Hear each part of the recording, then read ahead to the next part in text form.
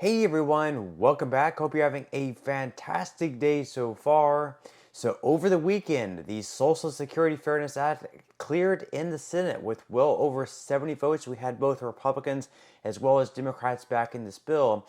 And in this bill, it's going to increase benefits by anywhere between $350 to $700 on average, with some people actually receiving even more than that. But also, a little known fact about this bill is that it's also going to be including retroactive checks for certain beneficiaries of Social Security as well. We're going to be covering that in today's video. But before we go ahead and dive into it for today, if you would like to receive up to $200 in free stock or $200 in free cash, in a pinned comment below, I will be leaving a link to Robinhood. All you have to do is once you click on that link is just sign up for a free account and then simply link your bank account. You do not even have to make an opening deposit. At that point in time, Robinhood will be sending you one free stock worth all the way up to $200. And if you'd rather just have the cash, all you have to do is once you receive the free stock, is just sell for what it's worth and then transfer the cash value right back to your bank account. Okay, so diving right into it for today, once again over the weekend, yesterday, in fact, in the late hours of the night, the Senate did finally pass the Social Security Fairness Act. In this bill, it repeals two different measures, which we are going to be diving into in today's video: the windfall elimination provision, as well as the government pension offset. Now, in 2025, what this is going to mean for certain beneficiaries of Social Security, right around 3 million people in total, is that they are going to be receiving increased benefit checks on a month-to-month basis of anywhere between $300 to $700 on average, with some people receiving even more than that, upwards of $1,000 plus per month. But also, on top of that, a little known fact about this bill is it's also going to be including retroactive checks, which should be going out in the next month or two once they kind of tally up all the figures and figure out how much each person should be receiving. We're also going to be diving into that in just a moment. But according to CNN, the U.S. Senate passed a bipartisan bill early Saturday to increase Social Security benefits for close to 3 million federal, state, and local public sector workers, which includes firemen, policemen, and teachers. In a roll call vote, 76 senators voted in favor of the bill and 20 senators voted against it. If the legislation is signed into law by President Joe Biden, it would apply to all benefits payable after December of 2023. Once again, this is going to be retroactive. All these payments are going to be retroactive after December 2023, which means they are going to be starting on January 2024.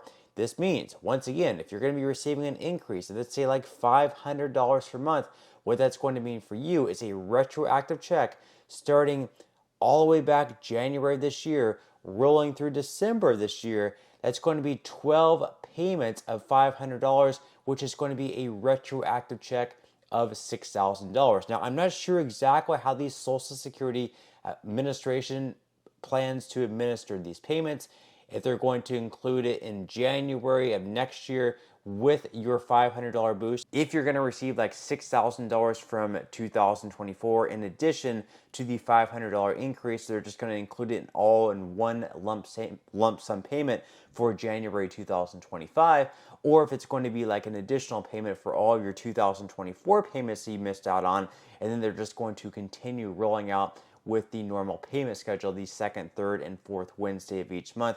And it might even take maybe a couple months to figure all this out, so you may not receive it in January 2025. You might be receiving this retroactive check maybe in February or March, because keep in mind, they have like 3 million people who are going to be receiving this check. So they have to go back and figure out how much these people should have been receiving all year long in 2024, and then administer all those checks to all those people. You remember how long it took some folks to receive their stimulus check back when they were sending those out during the pandemic. And this is not going to be on as large of a scale as those stimulus checks were sent out at, but definitely they're going to have to send these out, and it might take some time. So it may not be January, but it might be February or March. Definitely be on the lookout for those checks. Now, on top of that, they go on to say that the Social Security Fairness Act, which already passed the House with overwhelming bipartisan support, in November eliminates two policies that have reduced Social Security benefits for public service employees. The workers affected are those who are eligible for government pensions from jobs where they didn't pay into Social Security, but who did pay into the program through other jobs or whose spouses did so. The first is the windfall elimination provision. So the WEP reduces benefits for retired or disabled workers who have fewer than 30 years of significant earnings from employment covered by Social Security if they also receive pensions on the basis of non-covered employment, according to the Congressional Budget Office. Now, the second provision that will be eliminated as well is the Government Pension Offset, or GPO for short. So the GPO reduces the spousal or surviving spousal benefits of people who receive pensions on the basis of non-covered employment, and Americans can receive retirement benefits if they have paid into Social Security for at least 10 years and are also entitled to spousal or survivor benefits if their spouse paid into the program. So basically, you could have been like a public sector worker, like a teacher, police officer, or firefighter, but you also could have worked another job for 10 years and received at least 40 credits and therefore been eligible to receive Social Security benefits. And before this bill passed, you could have received a pretty good size reduction in your Social Security check that you would definitely qualify because you would have enough credits simply because you also worked in the public sector as like a policeman, a teacher, or firefighter, or anything like that. A lot of people would say it's unfair to those people to receive a reduction in their benefits simply because they are also receiving a pension and gave public service for all those years as well. Now, they go on to say here that before a procedural vote earlier in the week, Collins told the story of a retired public school teacher in Bangor, Maine, who returned to the workforce at age 72 after her husband, who paid into Social Security for 40 years, died because her survivor benefits were cut by 2/3 due to the GPO provision. Collins said that she did not have the financial security any longer to remain retired. So in this case, her benefits were cut by 2/3. So let's just say, hypothetically speaking, she was receiving $1,800 in that case, and when her spouse died, it was cut all the way down to $600. That would be a 2/3 cut. That's a $1,200 cut in her benefits. That is a huge, huge amount simply because she is receiving a pension and then she's going to be getting punished for doing so. Then she has to return to work at age 72. You can simply see why a lot of lawmakers on both sides of the aisle, both Republicans and Democrats, were on board with that bill. Granted, that could be an extreme case. Again, the average is only like $300 to $700 per month, but in this case, it could be like a $1,200 cut, possibly even more than that. Now, once again, according to ABC News, the current proposal calls for changes to payments for January 2024 and beyond. If Congress sticks to that timeline, that means the Social Security Administration would owe backdated payments. So once again, these payments are going to be retroactive starting all the way back in January this year. That's very huge. Again, a $500 per month increase will be a retroactive check of $6,000. A retroactive payment, if you're going to receive like an increase of $1,000, that would mean a retroactive check of $12,000, and so on and so forth. This is definitely going to be a life-changing bill for, once again, right around 3 million Social Security beneficiaries.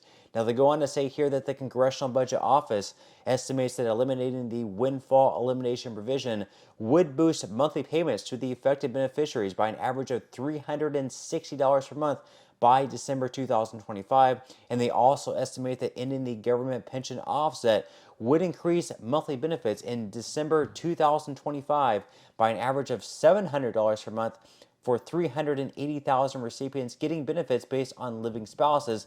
The increase would be an average of $1,190 for 390,000 or surviving spouses getting a widow or widower benefit, and all those amounts would increase over time with the Social Security's cost of living adjustment.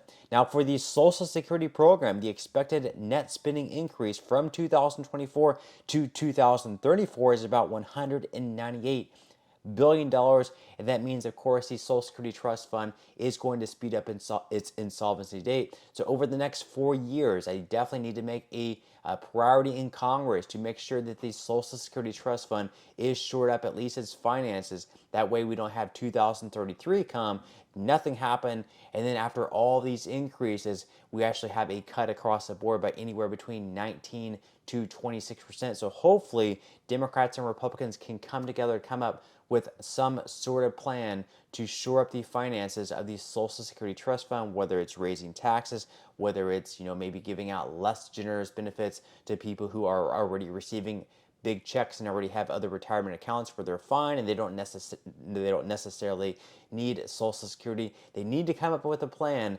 And again, anything that is going to pass definitely needs to have the support of both Republicans and Democrats. It can't be something that only Democrats support or only Republicans support. They need to come together, give in on some of the things that they're against, and try to work out something. But at the end of the day, leave your thoughts and comments below. Do you like this bill? Are you happy that it passed? Leave your thoughts and comments below. But that's all we have for today's video, and I will see you in the next one.